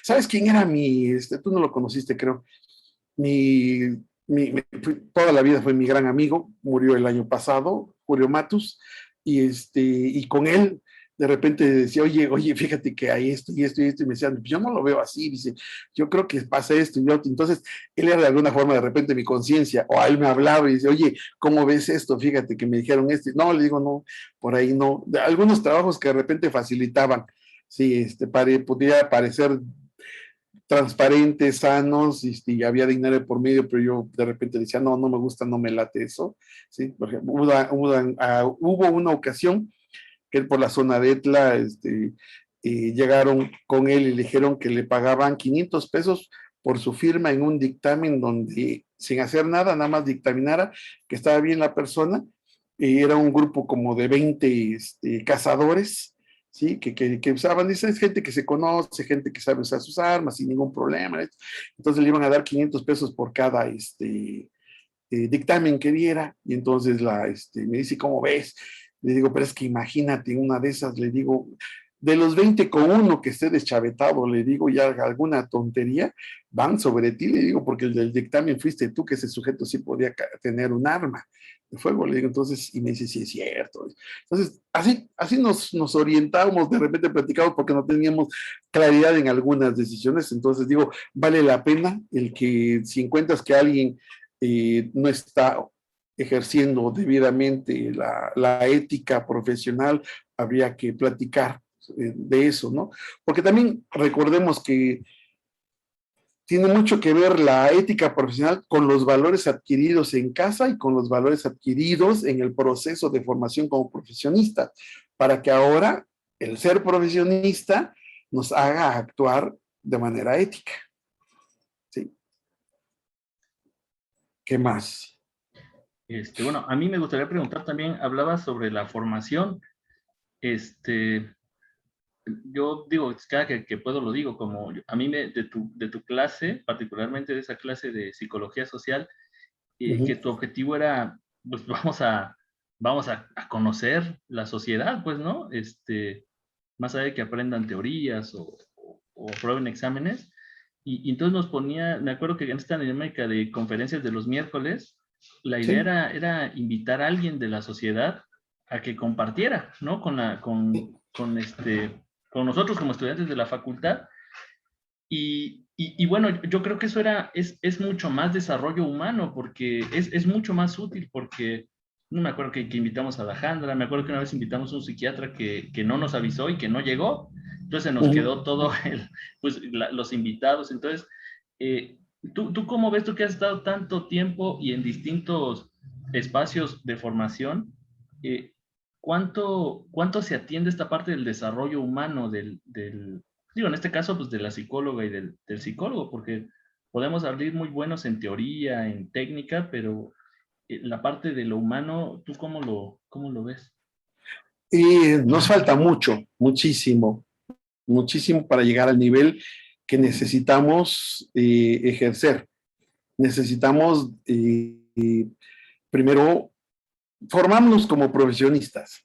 En segundo, ejercer como profesionistas éticos, pero sobre todo que todo sea congruente, por ejemplo, ese trabajo a nivel de familia, ese trabajo a nivel, y quiero decirte que, y yo lo reconozco, mis alumnos lo saben, yo no tengo ningún problema en hablar de mi divorcio y las causantes de mi divorcio, ¿sí? Y el rehacer mi vida y cómo cambió en mucho un divorcio por haber tal vez no ejercido. Yo me sentía un buen psicólogo en aquella época, ¿sí? Y después de esto, la verdad es que me di cuenta que no, sí que me hacía falta mucho para llegar al nivel de persona, que aún no puedo llegar, porque el concepto de persona es algo increíblemente complejo, ¿sí? Una persona es alguien que ejerce sus valores al máximo, su responsabilidad, su crítica, la ayuda a los demás de manera constante, continua. Un sujeto que no es ambicioso en cuanto al dinero, le gusta tenerlo porque sabe ocuparlo, pero no hace trampas en la vida y aprovechándose de los demás, que es lo que veo. Yo veo, por ejemplo, psicólogos que, clásico, me van a odiar, pero el clásico, el psicólogo que dice, lo espero en 15, saca la agenda inmediatamente y lo espero en 15 días, pues para tener el chivo dentro de 15 días, ¿no? Y así nos traemos al paciente a ver qué tanto aguanta. ¿Sí? No es eso, o sea, no. Hay pacientes que yo sé que para comenzar de entrada, yo se los digo, yo no trabajo así, yo trabajo en función a la necesidad del paciente. Entonces yo primero quiero que después de esta sesión usted analice, vea, cheque, eche a andar lo que quedamos, lo que aquí platicamos, y si tiene dudas me habla, y si quiere, puede sacar otra consulta en 2, 3 semanas, cuando guste. Hay quien regresa, tengo pacientes desde hace 12 años que me ven 2, 3 veces al año, ¿sí?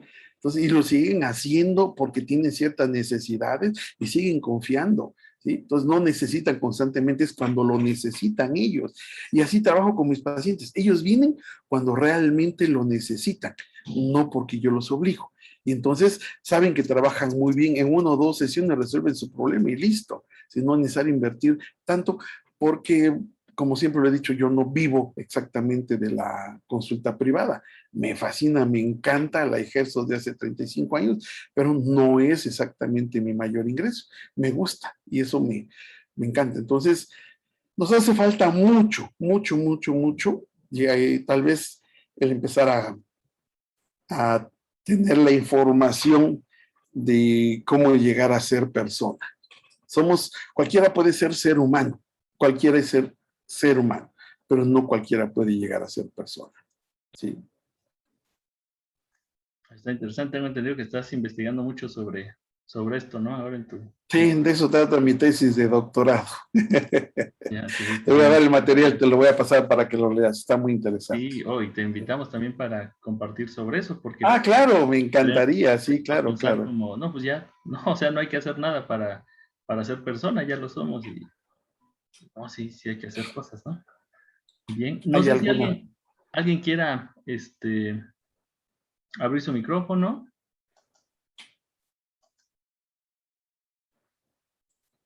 Pues parece que no. En general, bueno, en el chat no sé si estás viendo, pero pues mucho agradecimiento, muchas felicitaciones, mucha gente que comparte. Muchas gracias, profe Sergio, siempre es bueno escucharlo. José, Adriana Fierros, estupenda ponencia, grandes recuerdos de recibir clases contigo. un Sí, fuerte sí, abrazo. sí. Sí veo algunos nombres conocidos, ahí veo a Edilma también, lo conozco. Sí veo, sí, sí, veo, son 37 y me siento en una clase normal de virtual, ¿eh? Exactamente así, preguntas y no te responden. Y entonces la técnica es agarrar un nombre de la lista y preguntarle, ¿no? Si corres con suerte, está presente. Si no corres con suerte, se fue a desayunar y prendió su compu y está ahí nada más. Entonces, igual, ¿no? Veo que hay gente, hay 36 aquí en el chat, ¿sí? Digo, yo la idea es que luchemos todos, sigamos luchando, porque el concepto del psicólogo sea totalmente un concepto objetivo, profesional, ¿sí? Y que deje de ser subjetivo para pensar que cualquiera puede ejercer la psicología, ¿sí? Y enseñar que en la medida en que nos esforzamos, nos preparamos, leemos, cualquier cosa que lean, pero hay que leer diario, hay que prepararnos, porque toda esa información más adelante nos va a servir, ¿sí? Pues yo creo que es todo. Bueno, pues muchísimas gracias a ti por el espacio, por preparar este tema para nosotros. También has estado en las jornadas y eso también me parece ejemplar, ¿no? Como pienso que a estos eventos asistimos mucho, pues, la gente que estamos como construyendo un camino para ver qué nos pueden decir los que tienen más experiencia, pero pues te hemos visto acá atento a lo que otros colegas, incluso más jóvenes, comparten y eso también es admirable, como la apertura de siempre escuchar al otro en nuestro campo, que paradójicamente no siempre se da entre nosotros como psicólogos, ¿no? No, sí, y sobre todo, yo admiro muchísimo a la gente joven que se ha preparado mucho. Por ejemplo, José, me encanta. Las clases con José, el psicoanalista, eran de debate y lo veo que sí, exactamente igual. Me encanta la idea, la forma en que se prepara, la forma en que se expresa, es fantástico. Me ha gustado mucho su participación. Entonces, aquí hay una que dice que con la pandemia, ¿cuál es el trabajo? Alice Valencia, del psicólogo en la colectividad, en la masa, en la concientización y en el cuidado mutuo. Tenemos una gigantesca responsabilidad si somos nosotros los encargados de trabajo de la salud mental, por decirlo así. Entonces debemos orientar mucho a la gente qué hacer, qué hacer, cómo prepararse para poder estar, cómo orientar, guiar, sugerir de los elementos que son necesarios y suficientes para poder orientar a la gente que está ahorita en la pandemia. De hecho, la gente, yo he visto que hay gente y psicólogos que en este instante se están preparando, por ejemplo, lo que estás haciendo. Tú nada más con este programa no cuesta un solo peso y puedes recibir la ayuda, la orientación y el trabajo de profesionistas y eso se me hace excelente. Y hay psicólogos que se dedican a trabajar exactamente con personas con niveles de ansiedad, pláticas de neurosis, pláticas para orientar el trabajo con los hijos dentro de casa, qué hacer cuando los niños tienen cierta conducta, presentan esta conducta, y hay psicólogos que ahorita están cobrando renombre y sin recibir un solo peso, pero tenlo por seguro que más adelante esto va a tener un resultado excelente. Nuestro compromiso, buscar la manera de orientar, ayudar, guiar, sugerir a la gente para que esté bien en esta pandemia. Eso es nuestro trabajo. Muchísimas gracias. Muchísimas gracias también por sus preguntas, porque sin duda abrieron espacio para pensar, ¿no? Las ideas. Pues nada, pues un abrazo grande para ti, un abrazo Gracias. grande para todas y todos y pues muchas gracias por estar y mañana nos vemos en la siguiente conferencia de estas jornadas. Bonita noche. Gracias a todos. Buenas noches. Hasta luego. Hasta luego. Muchas gracias. Buenas noches. Buenas noches.